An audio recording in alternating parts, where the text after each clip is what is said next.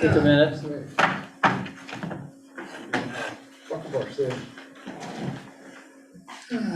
Good evening, ladies and gentlemen. It is Tuesday, May 3rd, 2022. We are in the lower theater. It is 6:03 PM. Technical difficulties to get started, but we have it straightened out. There is a Zoom link on the agenda that can be accessed through rockbf.org. There will be an executive session tonight for a short matter. There will be no decision made tonight, discussion only. That being said, I'll call this meeting to order. First order of business is to approve the minutes of April 19th, 2022. They're in your packet.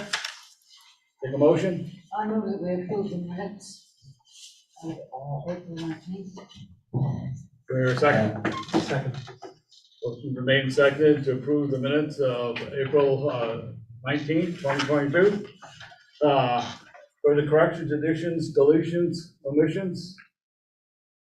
Seeing and hearing none, all those in favor would say aye. Aye. All those opposed, nay. Motion carries. Additions to the agenda for routine maintenance, administrative matters, and/or pressing matters that will require ratification at future meeting. There is one. We have an addition to the liquor licenses, petrol, gas, growth. That's the 7-Eleven. Site is requesting a second class. So we'll get to them and add them to the group. Anyone else have any additions? Zoning addition. Or? Moving right along, public comment on items not on the agenda, 3 minutes per person. See no one in public here. Anyone on the screen? Nope, guess not. All right, let's go to the manager's report. All right, thank you, Peter. A couple things. We're still working out on Pleasant Valley Road, trying to get everything ready for early season paving. So we don't have a confirmed date yet for our milling. As soon as we get that, we'll try to post, so we'll give people a heads up. We have a couple more culverts to finish and a few other items along there, and then they'll be ready for milling and then ultimately paving for that. That's the major portion of our paving projects for this summer. We're still waiting to hear back from the state.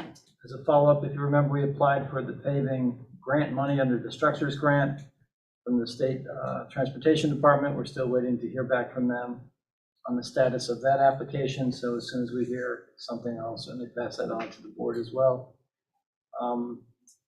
Other projects, the bridge project is still moving along. We still have the street light out on our portion of the Arch Bridge that is being researched and worked on.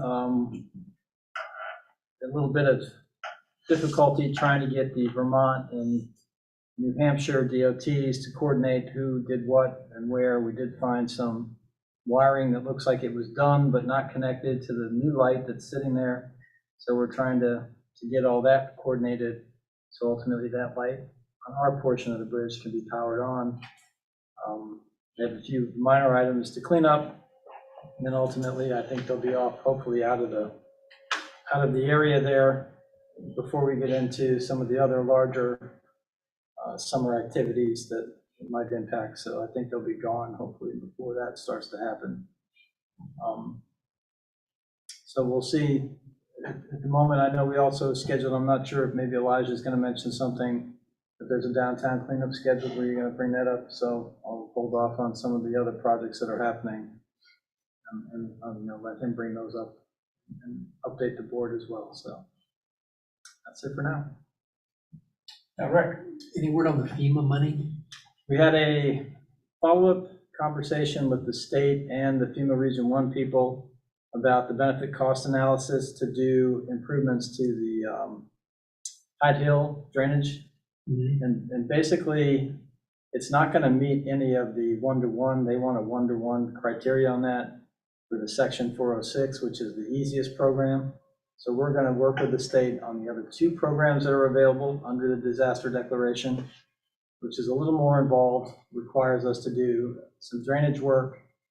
We have the 1992 CT Molly study, which looked at the entire drainage area up there and made some recommendations for additional drainage that, quite frankly, we never implemented. So those need to be updated, and I think if we took the updated engineering and made some drainage improvements, you might see those downstream impacts from the bigger storms significantly lessened, so that we don't have that immediate flash flooding, and then it overtops the structure down below, and then we have, downstream flooding in the village. So we're working on that program. That was holding up our reimbursements for all of our projects. So we had that phone call about a week ago now. So I'm hopeful that everything now should go through with all the other projects being submitted. And hopefully then it'll all be here before the end of June. So when we're talking about year end, we can make sure that we're all on the same page with money that's already been expended, what we have coming back, and where we stand. So, yeah. Questions? Question about the the Pleasant Valley Road and 121. Do you think there's going to be a lot of crossover on the projects there in the timing? No, we should be out of Pleasant Valley early, because I think they're looking to pave in June. So, Great. yeah, we should be out of there before the significant work's underway on that other project. Great. Anything else? Just a question about Green Up. What's the story with tires this year? Well, a couple things. We've talked about, we're not going to put a container for tires out in the Saxons River, but we will accept tires if people bring them to the recycling center on Green Up Day. And we'll see how that goes. And The then recycling center. at the recycling center, and then we'll sort of reevaluate as we go. It is amazing how many of these tires seem to come out of a garage with no mud or they seem like they've been in storage. Well, there are plenty on the side of the road, but still. Yeah. Yes. We're So, really checking, so, but Maybe yeah, they need to have some mud before we accept it. yeah. it's You becoming can tell. a major expense item in our recycling center budget. I think we get $1,800 from the state, and it's costing us anywhere from $6,000 to $7,000 in disposal. So it doesn't quite add up. So volunteers come up and pull the tires up out of the river or whatever. What are they supposed to do with them? They have to bring them to the recycling center, or can they leave them there by the fire station in Saxons River? I prefer that they bring them to the recycling center, because what we've been finding is we're just getting a huge just dump of tires. If you left the container there. Yeah. Okay. So we're hoping that it's a little more controlled if people bring them to the recycling center. And we'll see how it goes, like I said. That's an item we'll have to keep an eye on. Okay, we're sitting here, let's go down to the agenda, and the first item is the meeting of liquor commissioners. We will need a motion for the Saxons River Village Market, second-class license, Stanch's Place for a second-class license, and Petrogras Group, second class, that's 7-Eleven. Do I hear a motion? So moved. Do I hear a second? Second.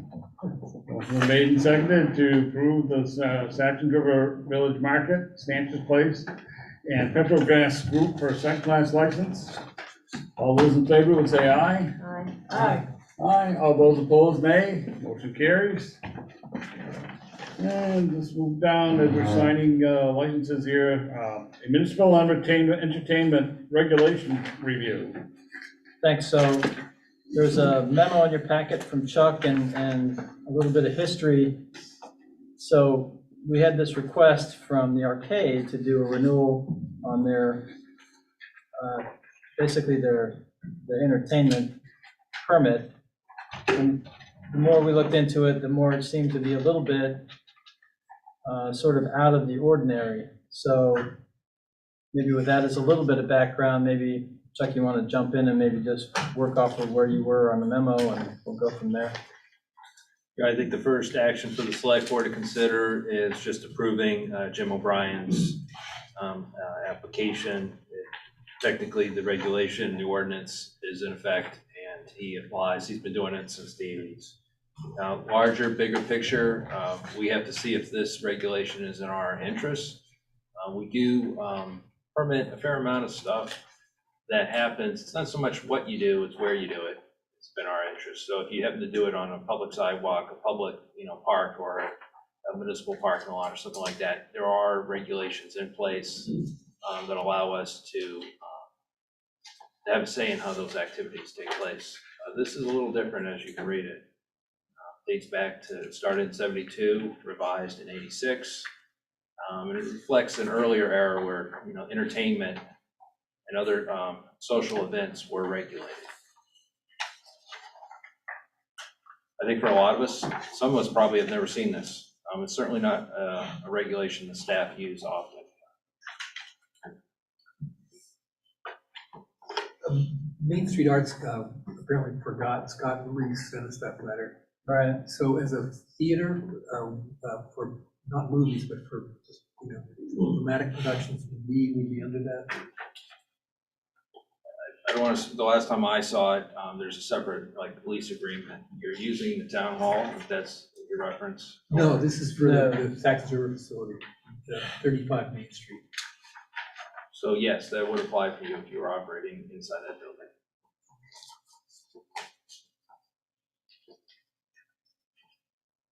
Anyone else have any questions? Seeing none, in conjunction with that, we do have an application request for Jim's Arcade application here. There is a suggested motion if someone wants to make it. Seeing there's no volunteers, I guess I'll read it. I move we instruct the staff to update the municipal entertainment regulations and present the select board with a revised draft for review and approval. I'll second. Motion's been made and seconded to request and instruct the staff to update municipal entertainment regulations and present the select board with a revised draft for review and approval. Any further discussion? All those in favor would say aye. Aye. All those opposed, nay.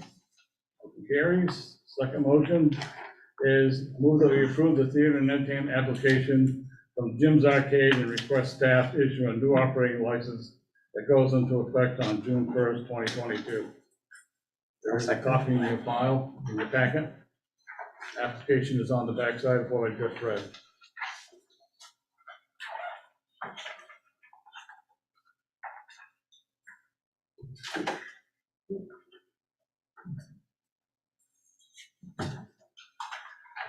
Is there a second to the motion? A second. Motion's made and seconded to approve the theater and entertainment application from Jim's Arcade and request staff issue a new operating license that goes into effect on June 1st, 2022. Further discussion? Seeing and hearing none, all those in favor would say aye. Aye. All those opposed, nay. Motion carried. Okay, Rockingham Town Plan Review and Update. There is a huge packet, not huge, but a interesting reading in your packet. I haven't completed it yet. I got through about 12 pages before I quit, but it's interesting reading. A little wordy, but Well, it's dense and it's somewhat detailed for a reason, and I think part of it is because all of these larger land use decisions really, it helps you when you have these, I guess, we're somewhat of a developed community, but there's always going to be new development, infill development, changes in economy and other types of activities. And so what this does is help us hopefully keep relevant as conditions change. And I know that the planning board and Chuck and Deb working through the planning board have been intimately involved in a lot of the detail involved in here. So maybe this would be a good jumping off point for them to sort of bring the select board up to speed on where things are and where we're headed. All right, so, first off, I'd like to thank Bonnie North for starting us on the tour. We did, what, 3 years ago at least, and since COVID kind of put a slow crawl on everything we had to do. But we found ways around it using Zoom and so on and so forth to participate and find, eventually, and got ourselves moving. we're about 80% in, or completed, so with about another 20%, polishing of chapters that appear to be complete, but may not be, once we have more time to settle in on what we set for language, and that we've gone over multiple times, but then we other things. ARPA is one of those things. We have submitted to all of the planning commissioners the ARPA plans and the last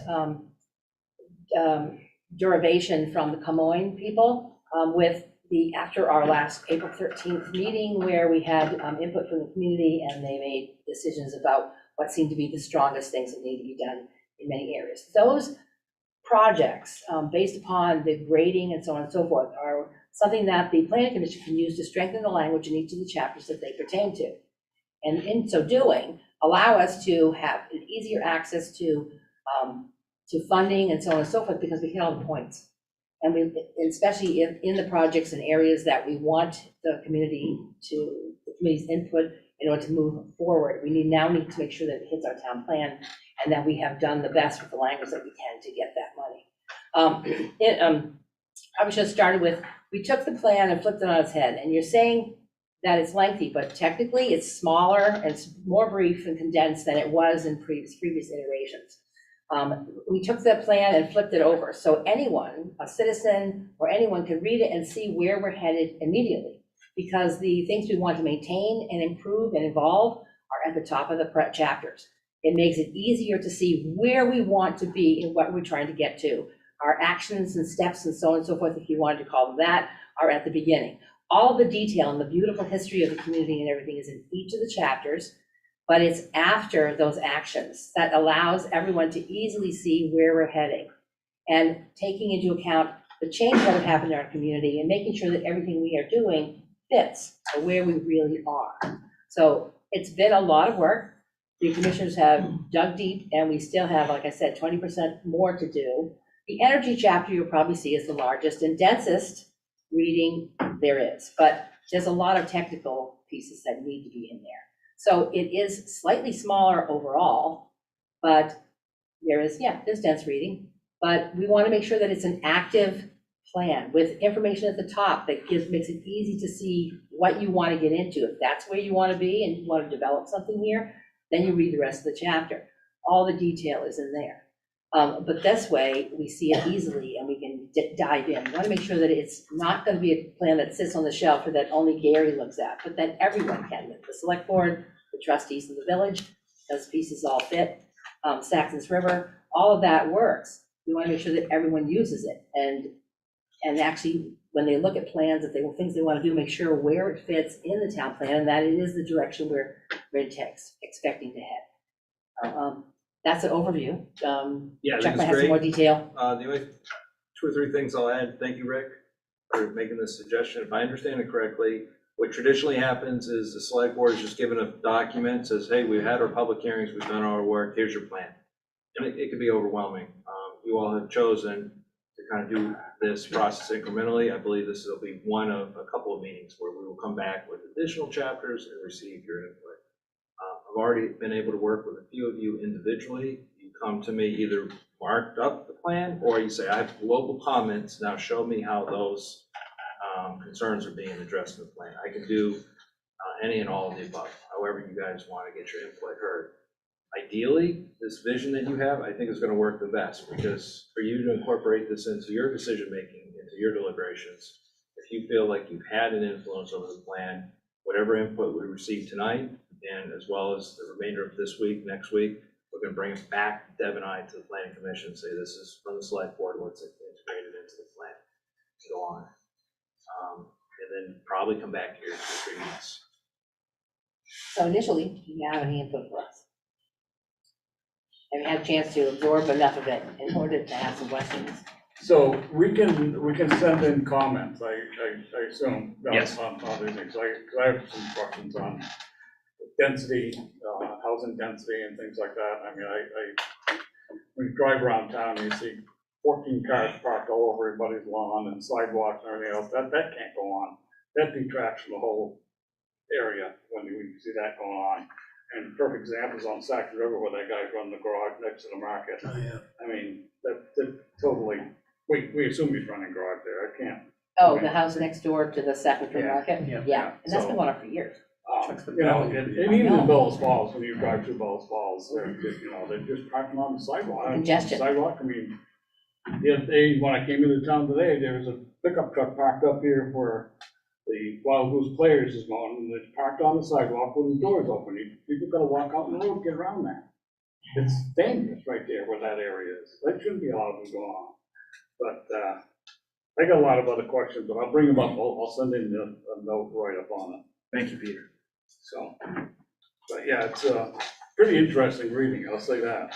And, so, but anyway, anyone else have any comments?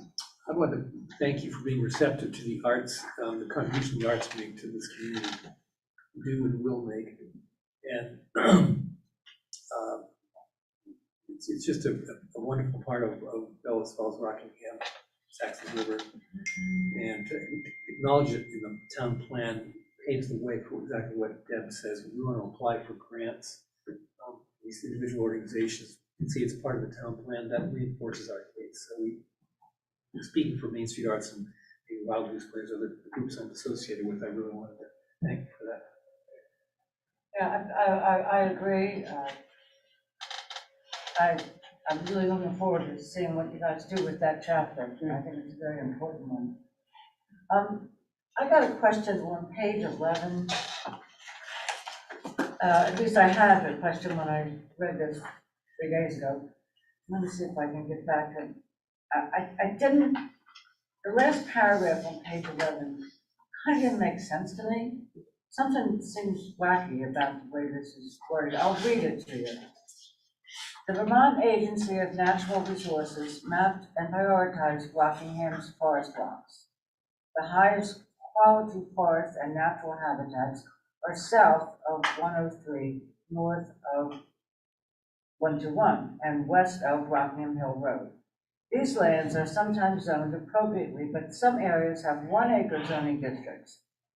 That is the precise zoning density necessary to fragment forests and reduce habitat quality. A Connecticut by design that would allow for subdivisions of 1 acre building lots is contrary to the rural by design model needed. So what you're saying is you want to get rid of this 1 acre lot thing? Is that what that says? Yeah, habitat fragmentation occurs when you subdivide the land. That's language that's been in there for quite a bit of time. But yes, it may be antithetical to trying to conserve large tracts of land. If something like that paragraph, you know, we could improve that, but the intent is still there. It reads the way we want it to read. Maybe we could restructure the writing. There's a perfect example of that at the end of Ashton Hollow Road, where for some unknown reason, there's a bunch of 1 acre zoning, a big, 40, 50, 60 acre piece. That why, you mentioned some guy back years ago said, I don't want zoning, and the town said, okay, and is that how it worked? Well, that I don't remember particularly, but there is that issue where somebody doesn't want their development rights curtailed, and 1 acre zoning is what it is. And when zoning first started out, sometimes these concessions were made. But in that case, we have had other communities nearby us realize that they have a 20 lot subdivision at the end of a rural road, and that's not in the community's interest. Okay, so the thrust of this is don't have 1 acre Yeah, lots. Yeah. unless you need development. You want density, you're gonna get density. All right, I just didn't quite, And if it's confusing you, then that means we do probably need to do some wordsmithing. yeah, work on the wording with this, because it's just. I'm making it right now. Yeah. It is, to Peter Golick's comment, it is wordy. Each month, we seem to be able to cut down the language, and there really doesn't seem to be an end to it. You can always find areas to trim and improve. There is one section too, like there's some wording that doesn't make a lot of sense. The sentence starts off, but then it ends, leaves you wondering what your intent with the sentence. Was it the beginning of the sentence I'll make a note of and it when I the go in end? there and send you a note. But all this town plan also reflects into your zoning, is that correct? Is that, you're gonna change zoning? We can't change zoning at all until we have a town plan that either allows it. We don't have to change the zoning, but we wouldn't be able to do any adjustments unless it's first mentioned, supported in the town plan. Yeah, I agree on that, but it could have reflect It will have on, an effect on zoning once it's completed. That's right. especially like mixed use and stuff like that. I mean, if it says you're gonna go to mixed use in the town plan, then it's gonna affect zoning. Correct? Well, I think one We of the can. ways maybe we could address that, and this is something I I want mean, to, you take Atkinson Street and Green Street, Rockingham, and whatever you've got in there, I know that you say mixed use on there. Mhm. I think that's gonna ruin the whole neighborhood, but that's my opinion. I mean, you got some mixed use now, but where some of it down the other end of town, the road's so narrow down there, I don't know how you can get anything down there. Rockingham Street's fine, it's wide enough up there, but it's mostly residential, the only commercial you got up there is what used to be, the roofing company, Catwalk. That's not on Rockingham Street, that's on the side street. Yes. Mhm. Elijah spoke to me about this, and I think there's room for improvement there. Thanks, why don't you talk anymore? Well, You guys are in trouble now. I share the concern. Yeah, I mean, just, a lot of it doesn't make sense to me, but anyway, I think there's opportunity there to refine it to maybe allow certain types of business development, but I think that should be really low key. I don't want to Like see, in-home yeah. home Yeah. businesses, that sort of thing. I don't That's wanna the direction see- I'd be headed. like if someone wants to build a supermarket on Atkinson Street or a dollar store or something like that, that's a larger retail establishment with a large parking lot, or a drive-through restaurant or something. I don't want to see that kind of development spreading into these areas that are mostly residential.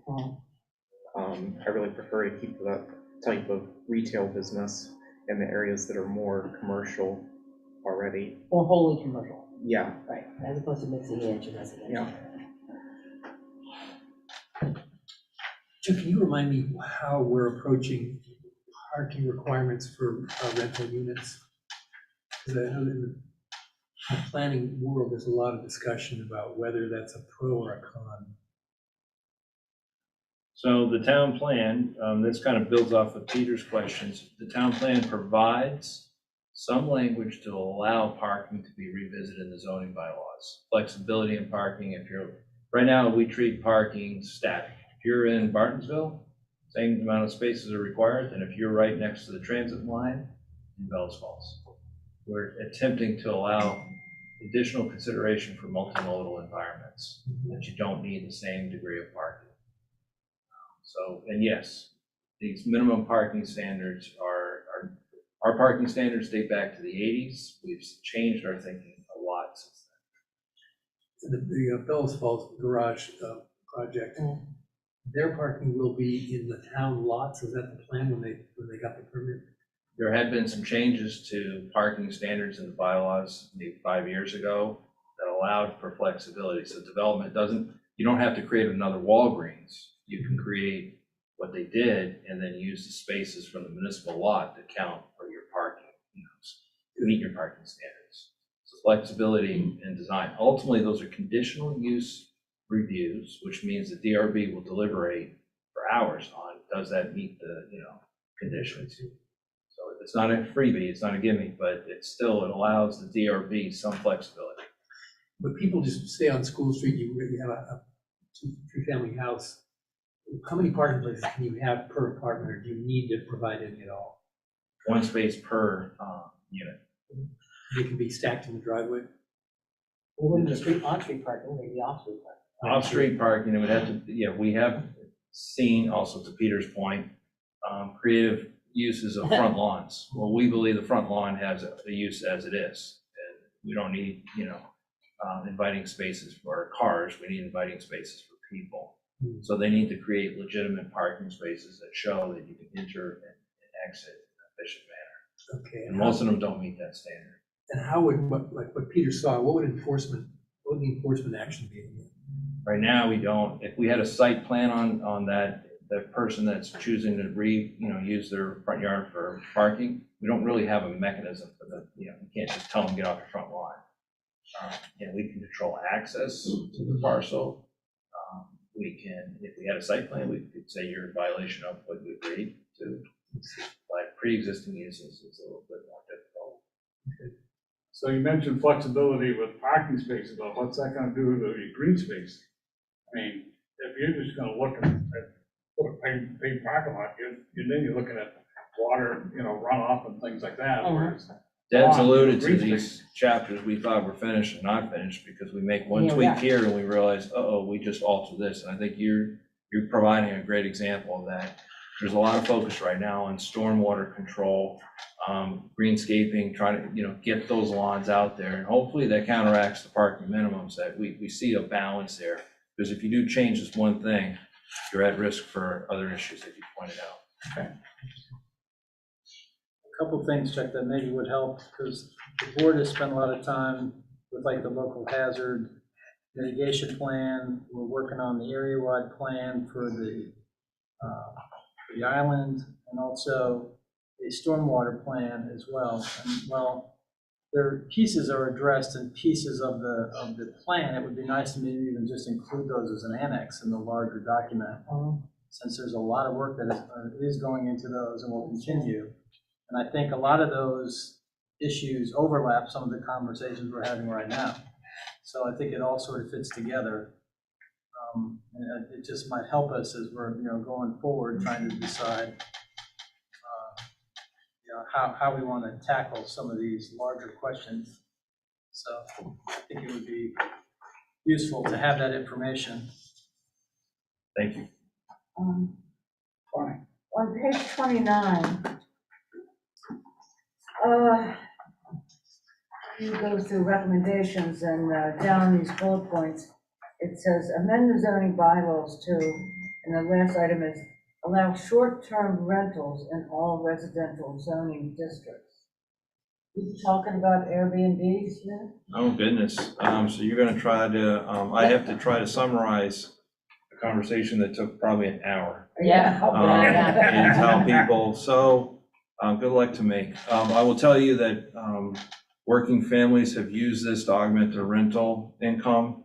I will tell you that people are concerned about losing the little housing stock we have to tourism.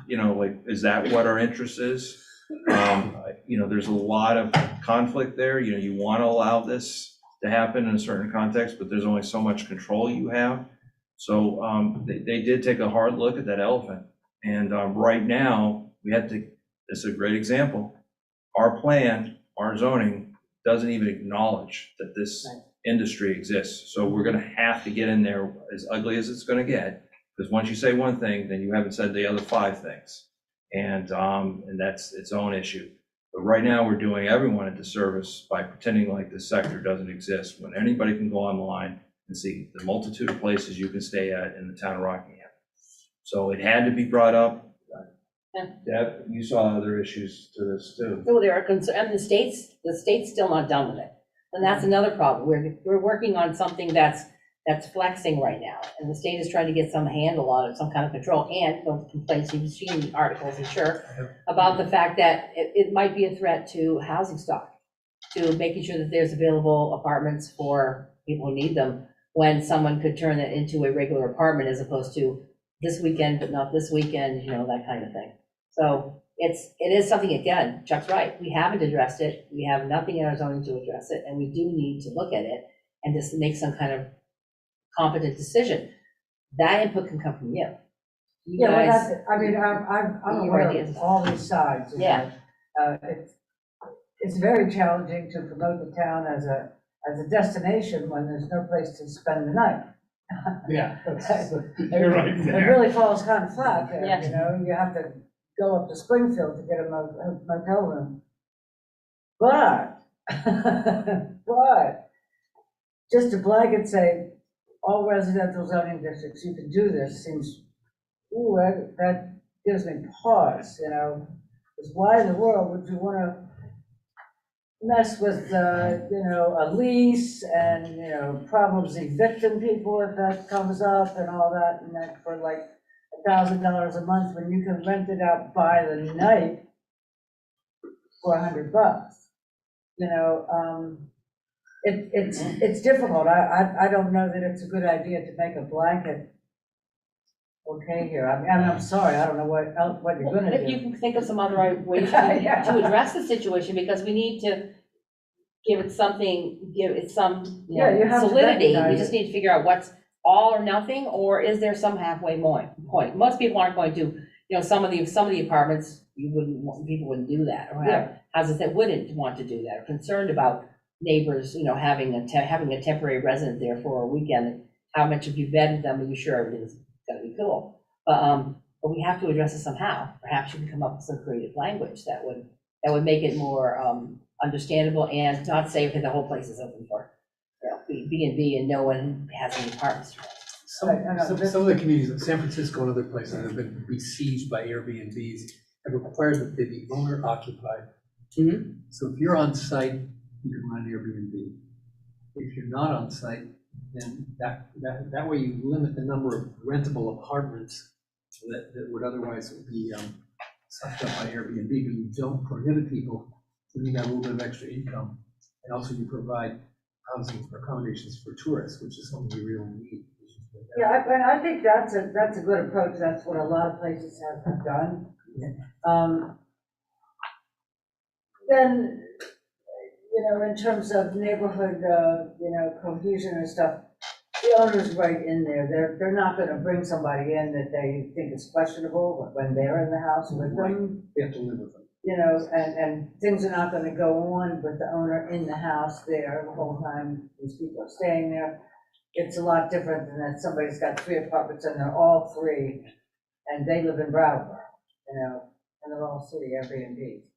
So I guess, just like Rick's suggesting, I think you need some kind of qualifier here. And tonight, I mean, this is for you guys to Oh, yeah. work out in your The notes he's commission. taking will be things we'll be addressing. We have a meeting coming up on the 5th. It's a Zoom meeting, so we can address the ARPA stuff, start looking at that and seeing how we want to fit it in there and how we want to change the language. Or at least add additional strengthening language, hopefully not to make it more wordy. And then we have another meeting, what's the 28th or 29th? Yeah, later this month, fourth Later this Thursday of the month. month. Less later this month, so we'll have that too. So we'll have chances to do that. And that's a good, I mean, that's a great idea of having owner occupied, but the reality is, when I think about it, it's the same as having an apartment building with 3 or 4 apartments and an absentee landlord. You know, the landlord lives in Brattleboro, you have an apartment building, you've rented to all these people, your neighbors have to, in that house, your neighbors, you own the house, have to deal with perhaps not the best neighbors, you know, in occupying it. So that's the same kind of issues, whether it's a weekend or it's ongoing.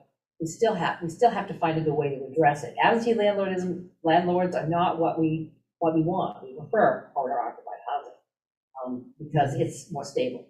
And in your neighborhood, it's not disrupted by other people coming into the neighborhood. Yeah, I do think, I don't think it's exactly comparable though, because an absentee landlord, you know, they're probably gonna have at least a 1-month lease with these people. They're not gonna let somebody in that they anticipate not being able to evict if it seems necessary, and so forth and so on. There's a little bit more force on that absentee landlord to really vet the people that they're gonna have in their building. Right. Whereas, you know, if you're not even messing with it, and they just sign up online to Airbnb, You never see them. you might not ever even see them, you know, they're, here's the combo, there's a little. Keys lock under on the it. mat, yeah. Yeah, you know, so, you know, I'm just saying, you know, it's not necessarily It's comparable. not identical, but there are some similarities.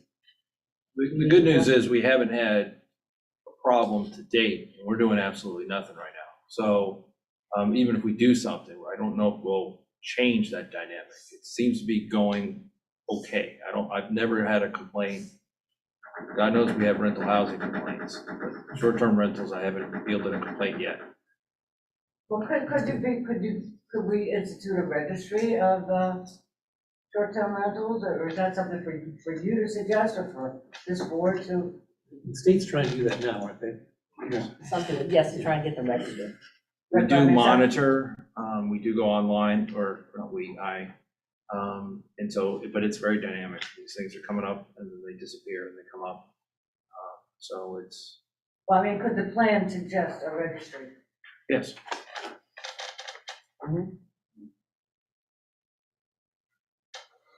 Chuck, I know we haven't seen it here as much, but I know in other places in New England, a lot of historic churches especially have closed and have been rehabilitated or turned into condos or Yep. rentals or not. I would not wish that upon us, but we certainly have to be aware that that's a real trend in real estate. And certainly churches are not, thriving in a lot of cases.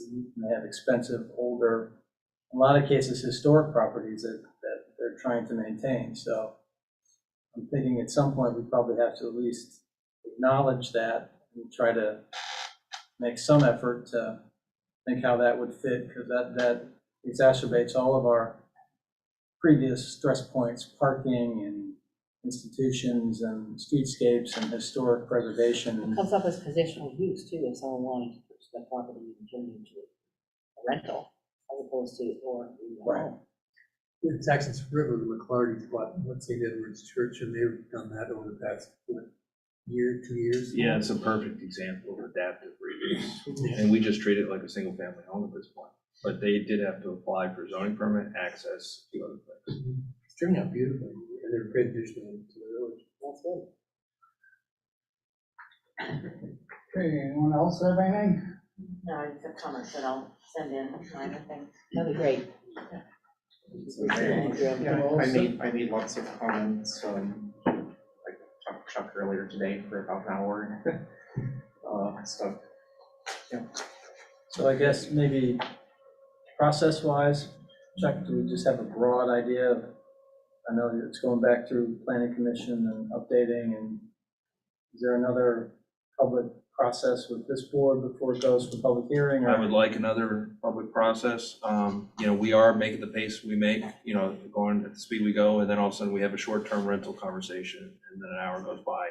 So we go as fast as we can go. But the expectation is in the next couple of months, we're gonna be ready for our own public hearings, and turn it over to the select board for your public hearings. Okay. And in the meanwhile, we're gonna be interacting a lot more. Hopefully have one informal discussion, one more like this, before the public hearing phase. Perhaps in June, goes your second meeting. Yeah, the summer gets a little rough because we're down to the one meeting a month. That's true. People aren't really paying attention, so I'm thinking sometime after Labor Day is probably more, appropriate, just because more people are around and involved. One more comment. When I was on the board, and we were discussing housing, the folks on the board at that time talked a good bit about condominium conversions. And I don't see any of that. Any of that language in there now? Yeah, right. I mean, those of us, we were pretty much, I don't think it was unanimous, but there was a strong feeling that the plan needs to address that. Condominium conversion could be important, particularly for the villages. Give people an opportunity to own their home instead of renting. And that a home isn't necessarily a single family house. So that all is not, that got washed out? It looks like it did, whoever handles the housing chapter, whichever one of them. There was more of I need to be able to show you that. It got presented like owner occupied. I think at one point, the condoization comment wasn't so much they were interested in condos, is that we push owner occupied. But let me review that. You catch me flat-footed. Well, you could go back and look at our minutes, I guess, a couple of Well, no, years that's ago. why I can just look back at the previous iterations and say, okay, this is what it turned out to be. This is acceptable, or Bonnie, good catch. This is what it turned out to be, and it's not getting to that goal that you mentioned. Okay, well, I mean, at that time, I think it was Nathan writing that chapter. Right, he's gone, who took And over. he's no longer there. Yeah, And when I left, we hadn't concluded it. We were still in a draft mode on it. But there was some paragraphs there, and I remember in our discussions, we were in general agreement. Yeah, I'm not sure actually how it went from being in there to leaving. Okay, I just want to see what happened to it. and I can show you that. Yeah, no, I'll get that. And one last item, the pedestrian bicycle. I'm glad, thanks, you updated to note our new committee. And we have to appoint a 5th member of that committee. But are there any specific ways that we can encourage construction or even lane painting for PedX. Particularly, and when the Vilas Bridge is rebuilt, I know there's plans of that, the Cheshire Rail Trail coming up, Mhm. crossing there, bringing bicyclists right into the square, which would be wonderful. Okay, I'll look that up. So I think and just what do other municipalities do to encourage bike and? Well, there is an ordinance about riding your bicycle in the square, in the village right now, which is why you don't see shared roads going down to Rockingham Street Oh. in the square. So you might consider looking at that. Mhm. That's why they're on Atkinson Street. I Yeah. don't know if they need to be repainted, but the shared roads that we put in a few Yeah. years ago. Mhm. But there is that consideration, so if they're gonna come across the Vilas Bridge, that's gonna have an impact on the downtown traffic. So it is definitely worth considering what you can and can't do with a bike in the square, or we need to consider the ordinance. And to your point, when I was doing V-Trans projects, your NEPA evaluation must include compliance with the town plan. So if the town plan requested this, that would be incorporated in the design, if practical. Right, and the new bridge that'll be built parallel to the rail trestle, that's a way to bypass, that'd be a bike trail bypass in the square. Good, you have to go over the alley. Yep. Yeah. That's your, just go right by. Good idea. Okay, let's move along to item number 4, which is the VSP2 program of submission for the Bridge Street Bridge, which evidently has not been submitted, but it will be after tonight. I just want to say thank you for your time. Thank you, guys. Yeah, thank you. Appreciate it. Thank you for all the work you guys are doing. Thanks for coming in. It's really, Thank you. you're doing great work. Couple meetings this month, see what we get. There is a item in your packet for Wyndham Regional, requesting bridge submissions. So I wanted to just sort of share some of the background here. So obviously, we've talked a lot about bridges at this table and we'll continue to do so. And this is somewhat of a new initiative through Wyndham Regional, trying to help prioritize and sort of push some of our bridges into a more of an accelerated capital funding cycle.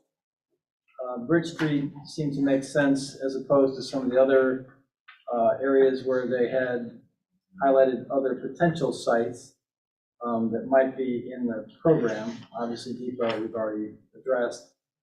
Vilas now, we're waiting for the New Hampshire approval of the 10-year plan, and as soon as that's completed, then that's in and fully funded for sort of a later 2028, I believe, is when the actual construction starts, based on the most recent updates for that, which I just stuck in the packet just as a reminder.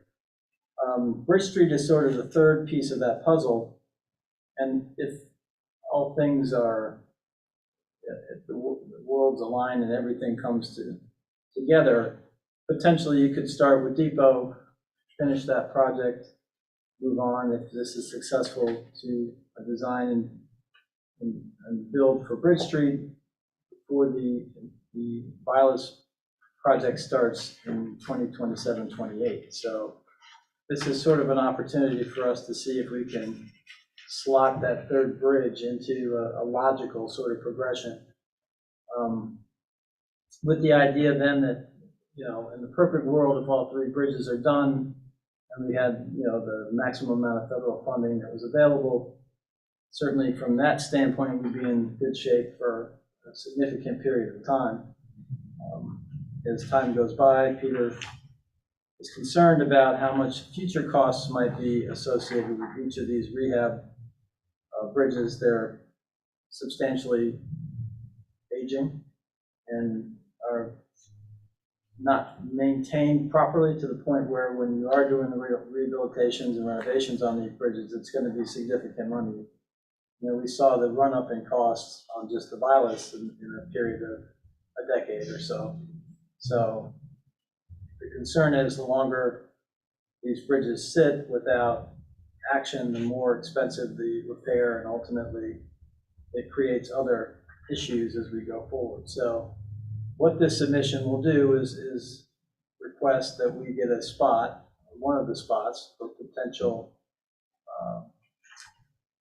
funding for that specific bridge, and then we would try then, this will hopefully give us additional points as it goes through. There's a committee process and a screening process at the regional level, and with the idea that hopefully then some of these will get approval and funding as it gets into the full transportation plan, and ultimately then funded at the federal and state level. So this is really the first step in many, but I think it's a good opportunity for us to try to do something strategically and hopefully be able to fit it within a logical pattern of construction. So that was the thought behind this particular bridge and trying to put it through at this time.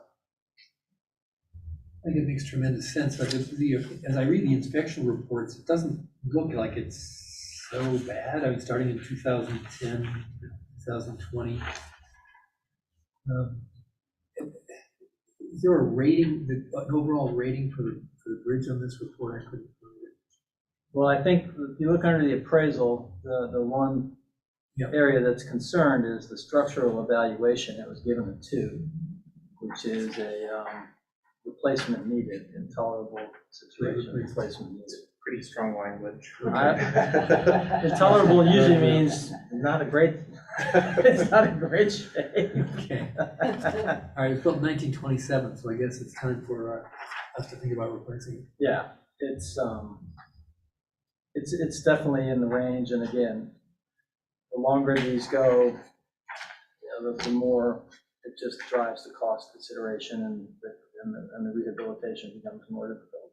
And the fact that it's over the canal, that adds an element of complexity to it, is that right? It means that it's much like when we're dealing with our depot bridge, there's real costs associated with. Because the canal bed, as I understand it, was granite pieces that were laid down in 1900, 1920, something like that. It's been a while. So, and to get the construction equipment and the scaffolding, you have to be in that canal bank, right? Is that, remember last time you were talking about that, the Canal Street Bridge, and there was some difficulty about the position equipment, you had to touch that, the canal lining. Possible. Yeah. Anyway, There's lots of ways to build bridges, and certainly now there's a lot of design build bridges where they have integrated, they're built off site and basically brought in pieces and swung into place with cranes. And you can do it if you build the abutments and you have room to work, but that's such a tight area in there. It's going to be a tough build. From an engineering standpoint, there's going to be a lot of challenges to get that job done. And this doesn't have any particular historic significance, so they just place it with anything, correct? I don't think it does. I don't believe it's listed. It's part of our designated downtown, so there might be some significance to that, just because it's a concrete structure. A contributing structure Right. to the National Registry District. It's not listed separately, but I think that's the same as the Vivo Street Bridge, actually. But that had some conditions, historic aspect of it. If it's a contributing structure to the National Registry District, anything with federal funding would have some conditions attached to it. But I don't know its level of significance, really. So do we need a motion, do you need a motion from us, or are you just advising us of what? Well, yeah, I would prefer that we do a motion, and basically, the idea would be that we would request that the Bridge Street Bridge be considered for the V-Trans capital program through this VPSP2 program, and we'll then forward it for their consideration. I move what you just said. Don't try to repeat it. Forgot my tape recorder, sorry. I'll second that. A lot of acronyms involved in that, yeah. Okay, any further discussion? Seeing none, hearing none, all those in favor would say aye. Aye. All those opposed, nay. Carried. Okay, let's move on to, one other thing. Do we have an update on the Bridge Street, where we stand? You hear anything whether that, Depot Street, whether we're? I spoke to the engineers about doing an update. when they're closer to their 60% design. So I spoke to VHB probably sometime in June. They'll have another update session, and I'll be able to give you, maybe even do it at a meeting so they can give us just an update as to where they stand. And so I had asked them to try to see if that they could meet that, so they were working towards that. So I'll keep that in mind for a June meeting. Okay. All right, let's go to number 5 here, discuss guidance for local cannabis commission. So There's a last time I packet. gave you 80 sheets Update worth of packet in stuff. here. And as soon as that was done, the state put this updated information on their website, so I just wanted to pass this to you. Before we start on that, I did sign up for a webinar. And again, if any of the board wants to come, I'll do it up in the 3rd floor conference room. We'll do it, over the TV. I'm just gonna go there on that, because I'm just gonna bring it up and see if Rick Right. or anybody else wanted to go to that. So- There is a cost involved in it. Yeah, I'll sign this up, so we'll be there, and then anybody Yeah. wants to come can come to the 3rd floor. Yeah, May 24th. May 24th, it At goes 10 in from the 10 to morning. noon. I'm gonna be out of town, coming back from, So it's basically just a chance for the folks on the Cannabis Control Board to give their presentation to local officials about how they see things with their regulations, what their, some of the issues that they're seeing. They've already missed their May 1st deadline for accepting applications, so as we all anticipated, this is gonna be a slow process to get it going. New Jersey approved, legalized a year ago, and their shops opened last month. How did they do that?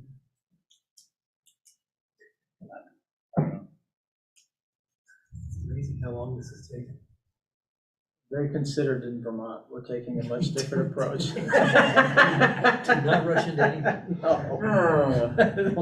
Lots to consider. A lot of bureaucracy. But anyway, so be that as it may, if anybody would like to come, we will have it. We'll put it on. What day of the week is that? It's a Tuesday, Tuesday. Tuesday the Oh, I think 24th. June, yeah, May. Yeah, so it's basically, Yeah. 3 weeks from tonight, roughly. Yeah, so during the day. So I've already signed up for it, and it's 10 to 12. Yeah, it's like we're meeting that tonight. And we do have a meeting later on that evening. Was interesting to read there, or to see where they are going to now have people apply to a pre-application, and that pre-application goes back to your local commission for approval before the state tackles it.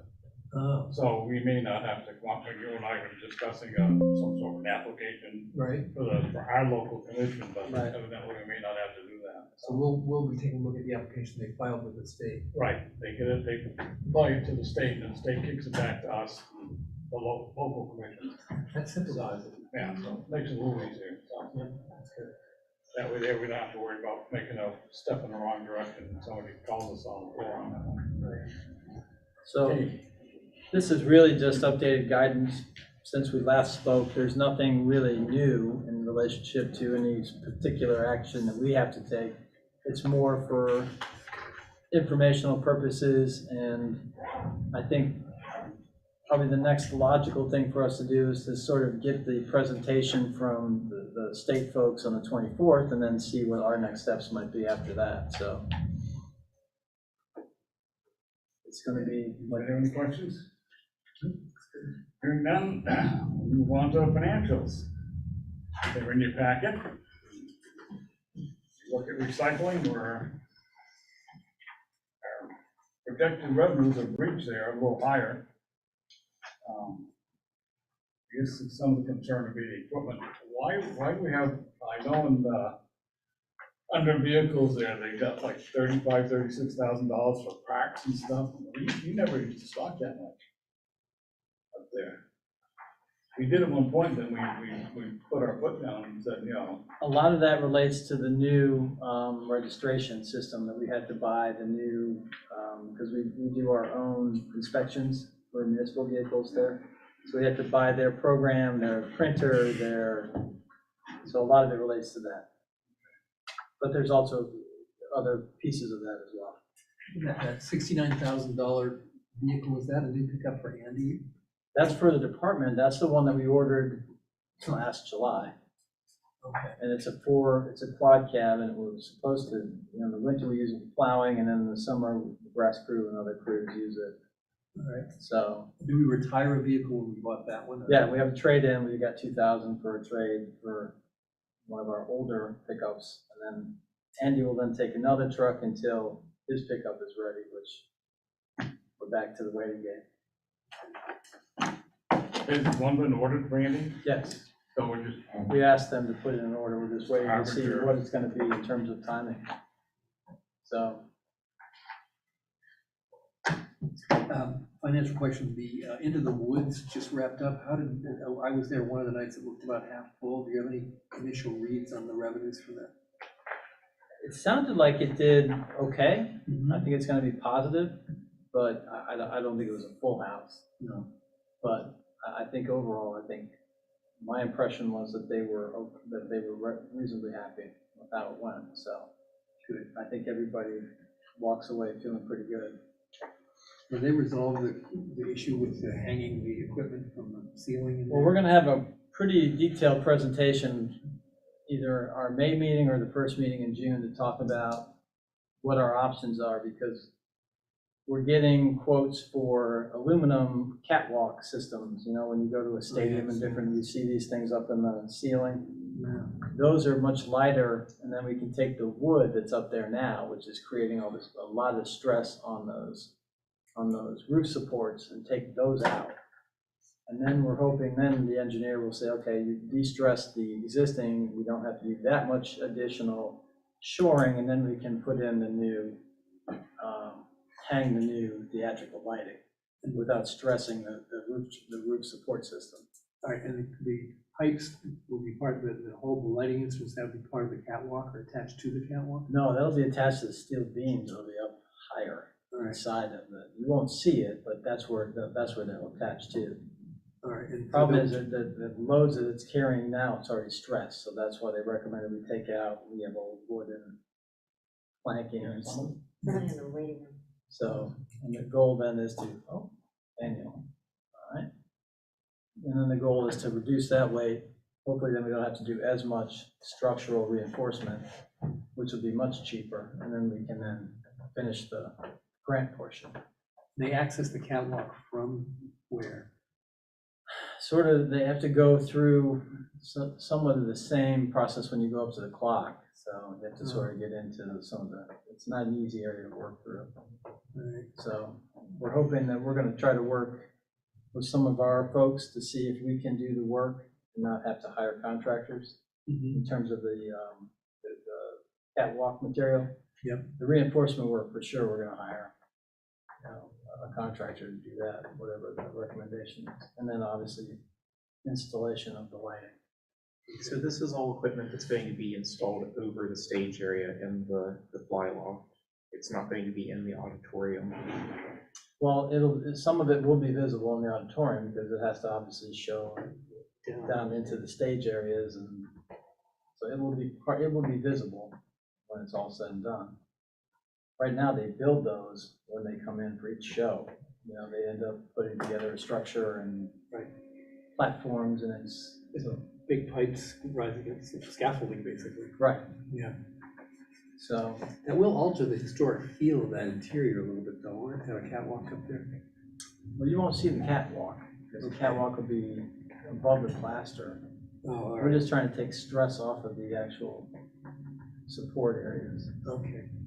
Thanks. Charlie, do you have some comments? Not really. I just jumped in because it occurred to me I should probably be listening. Okay. Do you want to report on Into the Woods? I'm totally unprepared to do so, but I'm happy to. They went over 1,400 attended overall. I think the interaction between the Opera House and Wild Goose Players was very productive. Let's see. And the thing I'm really happy about right now, I just want to brag on the movies. Attendance has been coming back up. It's still depressed as to pre-COVID levels. But the on-screen advertising program is now bringing in between $1,300 and $1,400 a month, which is just terrific. We're just getting wonderful support from local merchants, and the Classic Film Wednesday sponsorships are fully subscribed by local businesses. We're just getting great support from the community. That is good news. Thanks, Charlie. Thank you all. Do we have any questions for Charlie? I guess we'll let you off the hook, Charlie. Thanks a lot. Okay, that being said, let's go to review and approve orders, bills, and warrants. We'll take a motion.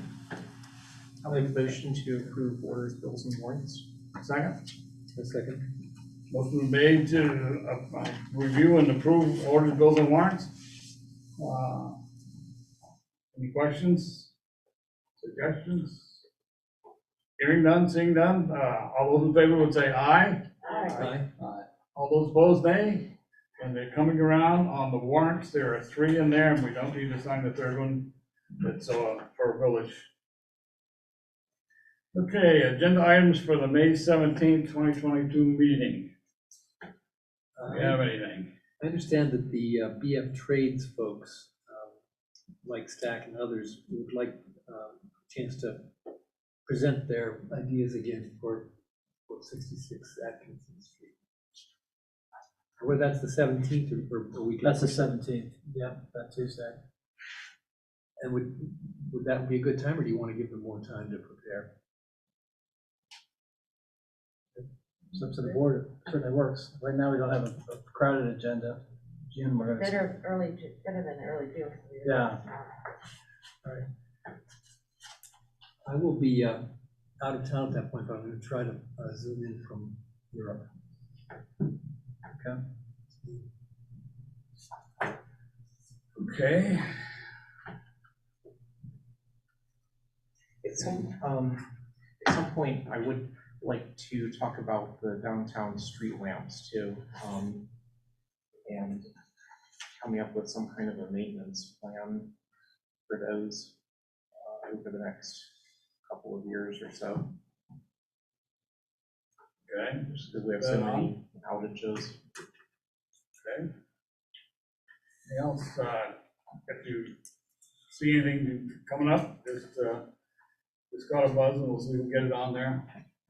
There was some correspondence from Bonnie, or maybe it was a member of the pedestrian bike committee, that they want to have a 5th member before they Right. meet. Is that, they don't have to have a. They don't have to wait for that. They can go ahead and do the meeting, and somebody can jump in when they get them. Yeah, so Yeah, there's no reason for them to hold up or get 5. do you want me to let them know that, or do you want to let them No, know that? you can do that.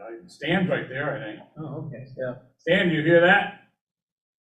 You don't have to wait to get the 5th person for that bike committee. We saw the email from Bonnie going out waiting to. So you can move ahead with the meeting if you want. Okay, I'll touch base with that. All right, if you'll pass that word on and get that started, then you can go ahead, just set up with Scott if you're gonna use this office area, the town hall for a meeting, so we can get a slot for you somewhere. Okay.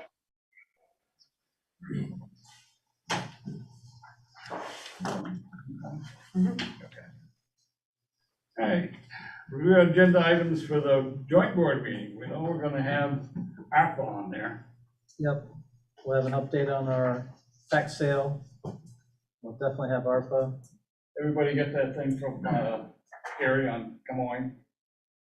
There's a, No, I did that. in the computer email, it was Came out this there. with, afternoon, I believe, kind of later. Oh, Yeah. okay. Yeah, summarizing, and it's interesting to look at the results. They give you the head counts on the stickers. Oh, yeah. Interesting.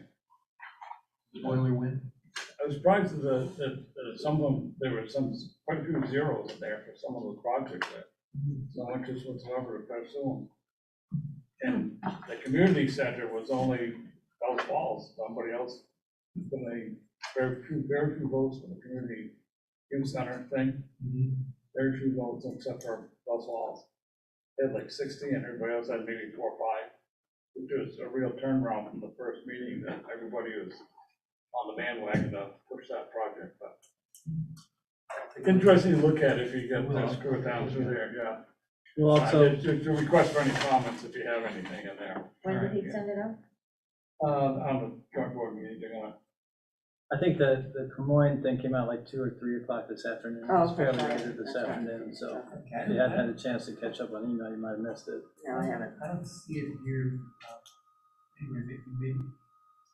We have to always like, I thought it did. I'll double check. If not, I'll send it back to everybody. maybe you just send it to the representatives that were there, so. I don't know if it was just the executive group or if it went to everybody.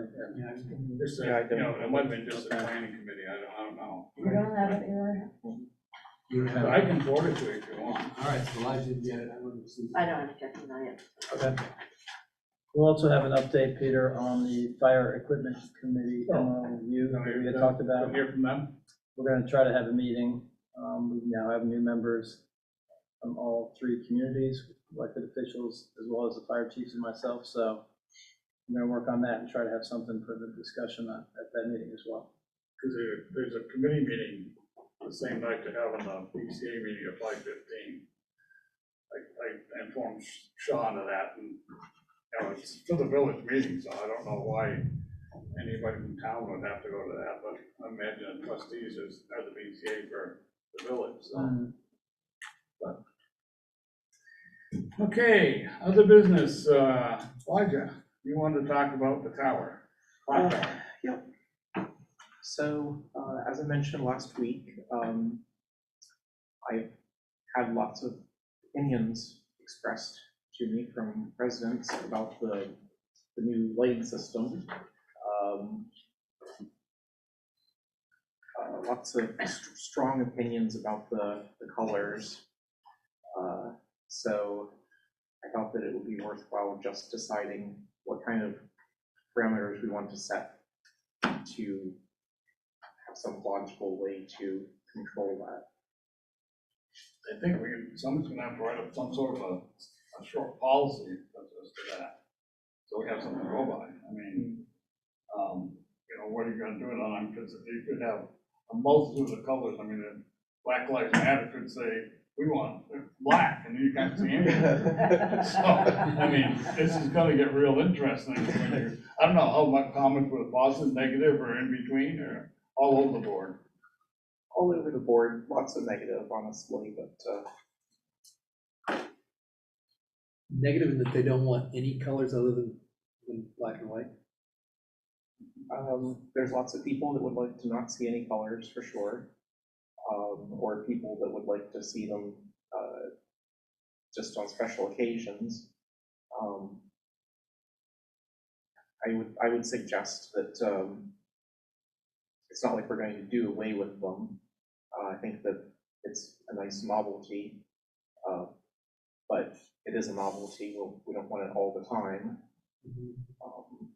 It is a historic landmark, and it seems to be very distracting. They would always have some new color, so I don't know. Well, as I say, just looking at the controversy that got going on at the high school with the Black Lives Matter flag. And now they're looking at a policy right now to decide, because, you know, they could have, the whole flagpole could be adorned with everybody else's flag that wants one up there. Yep. So, the same with the lights. We'd be all over the field with that thing, so. Yeah. Maybe if it's just easier, just designate it to really can't, if we're doing that inclusion thing, we can't really, Well, can't exclude anybody. I mean, they could somehow have, they have to have somebody to go to have approval. There has to be some kind of condition. You know, like, because you could have it, like you said, for every single, you know, today's Orange Day for this Yeah. cause or whatever, but if there's a policy in place and you have certain things that you, like you would have it graduation day purple or graduation week is purple, or when a team wins, it's purple, and that's allowed, but not in the policy to lay out certain things that are okay, and then you don't have to go for extra permission, but if you want to approach the select board for a very good reason to change the color, we need to do that. It might be Perhaps better there's just a to- community just to child who go there. has cancer, and you wanna have a special day for that child, that would be acceptable to me, but just some kind of policy in place, I mean, why do you wanna draft it? There you go. Would you be the color meister? I could see what I. We already gave that job last meeting. Oh, okay. I'm trying to get on there. Well, I don't really have any authority to say anything one way or the other unless we have some kind of policy that we. Right. Yeah, I think we need to go forward with some sort of a policy, somebody can write one up, or, I think it might be safest just to say that for townwide issues only, you know, like team graduation day, the team won the state championship. Not for political causes and not for individuals, just to, you know, avoid. I mean, it's a little bit limited what you can do with it. I mean, it's only one color, so. Yeah, I I know. mean, it's not like it's actually like a a billboard where you have an image on it or something. Right. So, Well, I mean, it's 365 days, so it's not like it's gonna be every day gonna be a different No, color. right. You might have once every several weeks, it might change for one night. Would an application, a simple like one-page application that would go into the town manager, whatever, and he would approve it or bring it to us if it's not, if it doesn't fit the policy? I don't know, if you start having applications, then you're opening up to like, you know, right to life, or Right. abortion. You Oh, know, yeah. where do you draw the line on these things? Exactly. If you just say no political statements, none, just none. You know, I we mean, could just simply have a schedule that says you could do that too. we're just going to have it changing red, white, and blue for Independence Day. We're going to have it red over, the Christmas holiday weekend, and we're going to make it purple when the team wins, something like Right. that. I think that would be the That's- safest thing and avoid all this Controversy. controversy. Yeah. Okay. But you're the master. You tell us. You could, it's not hard to write up a policy, and say, you just want to write up a simple policy, and then we can look at it and Yeah, I'll do that, massage it or just whatever. let you guys at decide one of our what you want to meetings, do. and then But go from there. I think that's easy. That's a good approach. And Yeah. I'm sure there's Sounds other good. policies that exist, that you could find from other town that has a similar power. Bonnie, you have anything? So, Rick? no. Okay, got the clock tower. Want to remind people, taxes are due on the 10th, that's next week. 8% penalty kicks in if you don't make it, so be advised. Bump outs, I talked to Alan Fowler, he appreciated the bump outs, but he mentioned the one that the Flatiron building is in dire need of help.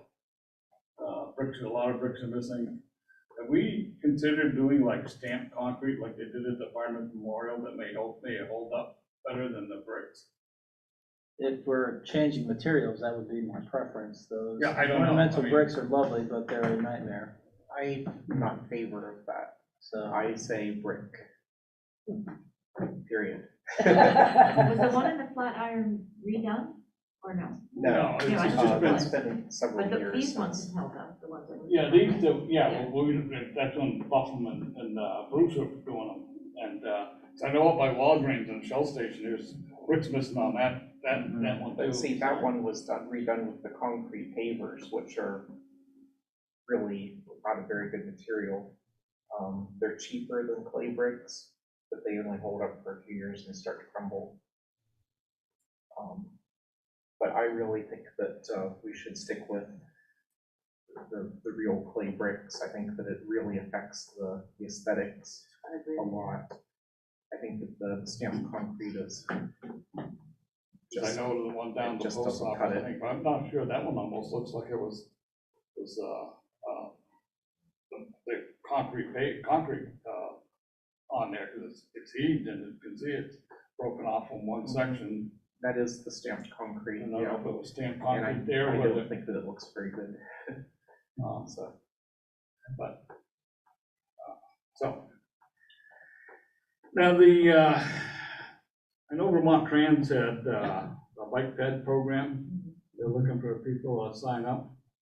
It's interesting when you read it though, a small program is a 50-50 match up to $150,000. So if they kick in 75, but the locals have to do 75 also. The large one, which doesn't make any sense to me, maybe they got their fingers crossed, but that one, they say you can get up to $40,000 and it's a 20% match. Doesn't make sense to me, but. Now, did Peter Bergstrom apply for the one out by the Village Park there? One that goes out to the old Temco building, Yeah. Historical Society. Oh, that walk out there? Yeah, I think Gary applied for that. They didn't get it the first time, did they? But I don't know. It was $110,000. Gary's gone, so. Yeah, We reapplied. he reapplied. In the water, surface water thing that's on the website, that survey, is anybody supposed to fill that out, or just someone from the town, or? I We're looked at reaching out to some groups and organizations to try to get people. I didn't know if it was open to anybody, so you Anybody. just go on there and you Nope, can anybody. fill it out, it's pretty simple. Right. But they just ask for, what connection you are with the community, whether you're a resident, official, or whatever. Right. Okay, I didn't know if maybe somebody from the town was designated to go ahead and fill it out, otherwise I'd just look at it. All right. I guess that's all I got. Right. The sort of morale with the highway department, is it good in terms of like, you had mentioned that you might have to increase compensation slightly to keep up with inflation, or how's that? I know we have a contract in place, but at one point you mentioned that you might be thinking of adding something there. Is that something worth? Well, the challenge is everybody is giving recruitment bonuses, especially for people who have CDLs. Okay, so they're already getting Oh, bumps. yeah. We've had one person transfer to a state DOT job because they got a fairly substantial increase in pay and a recruitment bonus. So unfortunately, it's going to be the way that the workforce is going to be for a while. All of the construction companies are begging for workers and drivers with CDLs, and they can't find enough staff. So this is going to be a challenging environment and try to hang on to people. Good, well, I think what I've talked to those guys, the morale seems very high, and I've been trying to make sure that, we want to do some upgrades to the facilities because they need the garages themselves need a little bit of upgrading, which might help. Simple stuff like the putting heat pumps in to help because they're cold in the wintertime when they're working, and a few other items. So we had Efficiency Vermont up there. We were looking at some options. So we're trying to do some things. They are appreciative of the board's commitment to updating their trucks and their equipment because they take a lot of pride in the job they do, and it's tough when your vehicles are substandard or really breaking down a lot. So the replacement program that's been ongoing and the board has funded has been very helpful. I think that's helped a lot of people just happier on the job. So it's great to hear. Yeah. Remind me, you were gonna have a part-time assistant in your office. Was that something that was being contemplated? Well, right now we have the HR person who's working part-time. We also have Betsy works part-time helping out with Gary and some of the stuff for our grants. Good. And then we do have the new person in the clerk's office as well. So we're going to sort of see how that works out before we go forward with any other staffing changes. If you personally have the assistance you need? Yeah, I don't have any issues. So I'm at a point, I do most of my own correspondence. I don't, it's emails and some making my own stuff. So yeah, as long as I have other people to do the deadline specific stuff, that's really where the headaches are. Just trying to get all the grants and the submissions and the reimbursements and, it's just a constant flow of paperwork. We're getting, we're on, for the most part, pretty well on top of that at the moment, so I think that's okay. Thanks for the great work you did. Okay, regular meeting is over. I move that the board enter executive session to discuss negotiating, securing real estate purchase or lease options per Title I, BSA 313, parentheses A, parentheses 2. Do I hear a second? I'll second. We are in the executive session, And we're not anticipating to come back in the public session, so. I already mentioned that we're not gonna have any. So we're gonna go ahead and say comments. goodbye to our Zoom people. So- Record.